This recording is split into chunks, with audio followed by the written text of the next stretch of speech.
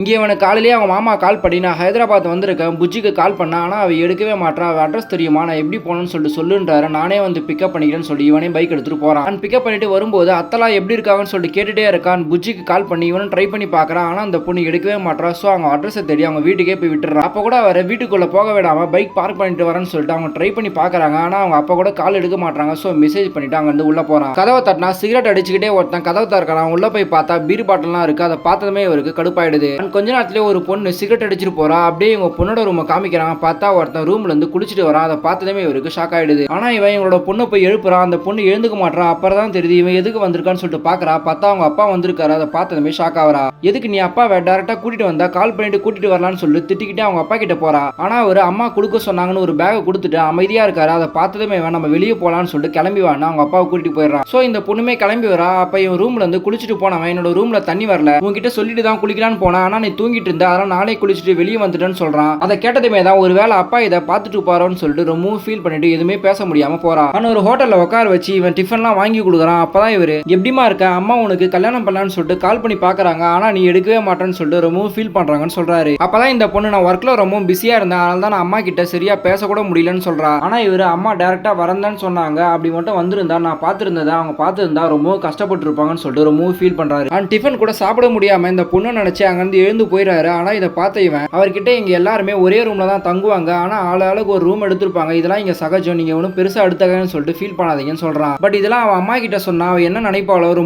Feel பண்ணுவான்னு சொல்லிட்டு கஷ்டப்படுறாரு. அதை பார்த்ததுமே இவன் நீங்க வாங்க எங்க ரூம்ல போய் ரெஸ்ட் எடுக்கலாம்னு சொல்லிட்டு கூட்டிட்டு போயிடுறான். ஆனா இந்த பொண்ணு இவனை தனியா கூட்டிட்டு போய் ஒரு கால் கூட பண்ண மாட்டியா, டைரக்டா இப்படிதான் கூட்டிட்டு வரையான்னு சொல்லிட்டு திட்ட ஆரம்பிச்சிடறான். அப்பதான் இவன் மாமாவும் கால் பண்ணி பார்த்தாரு, நானும் உனக்கு கால் பண்ணி பார்த்தேன், ஆனா நீ எடுக்கவே இல்லை, அதனால தான் டைரக்டாவே கூட்டிட்டு வந்துட்டான், ஆனா உள்ள இப்படி இருக்குன்னு சொல்றான், எதிர்பார்க்கவே இல்லைன்னு சொல்றான். ஆமா உனக்கு எப்படி என்னோட ரூம் தெரியும், நான் உங்ககிட்ட சொல்லவே இல்லையேன்னு சொல்லிட்டு இருக்கா. அப்பதான் இவன் இந்த 6 வருஷத்துல உன் பின்னாடியே தான் சுத்திக்கிட்டு உனக்கு என்னெல்லாம் பிடிக்குமோ, நீ எங்கெல்லாம் போறியோன்னு சொல்லிட்டு எல்லாமே தெரியும், ஏன்னா உன்னை நான் லவ் பண்றேன்னு சொல்லிட்டு சொல்லிடுறான். அதை கேட்டதுமே என்னோட லைஃப் ரொம்ப கஷ்டமானது, இப்பதான் நான் படிச்சுட்டு இருக்கேன், இதுக்கப்புறம் நான் வேலைக்கு போகணும், ரொம்ப நாள் ஆயிடும், இதுக்கப்புறம் நான் என்னோட அப்பா அம்மாவை செட்டில் பண்ணணும், ஆனா என்னோட லைஃப் இப்படிதான் இருக்குன்னு சொல்லிட்டு ரொம்ப ஆசைப்படுறேன், அதுக்காக நீ வெயிட் பண்ணுவியான்னு சொல்லிட்டு ரொம்ப ஃபீல் பண்றா. இப்போ என்னோட அப்பாவுமே புரிஞ்சுக்கிட்டாரா இல்லையான்னு சொல்லிட்டு சுத்தமா தெரியல, ஆனா நான் எந்த தப்புமே பண்ணல, அவர்கிட்ட நான் எப்படி சொல்லி புரிய வைக்க போறேன்னு சொல்லிட்டு ரொம்ப ஃபீல் பண்றான். ஆனா இவர் எல்லாத்தையும் வெளியே இருந்து ஒட்டு கேட்டுறாரு. சோ நம்ம பொண்ணு மேல எந்த தப்புமே இல்லை, நம்ம தான் தப்பா புரிஞ்சுக்கிட்டோம்னு சொல்லிட்டு அந்த பொண்ணுகிட்டயும் ரொம்ப ஃபீல் பண்ணி பேசுறாரு. அண்ட் இவங்கிட்டே நான் சின்ன வயசுல இருந்து பார்த்துட்டு இருக்கேன், நீ ரொம்ப நல்ல பையனோட பொண்ணுக்கு நீ கரெக்டா இருப்ப, சோ படிப்பை முடிச்சுட்டு எல்லாம் முடிஞ்ச பிறகு நாங்க 2 பேரும் கல்யாணம் பண்ணி வைக்கிறேன்னு சொல்லிட்டு முடிவு பண்றாரு.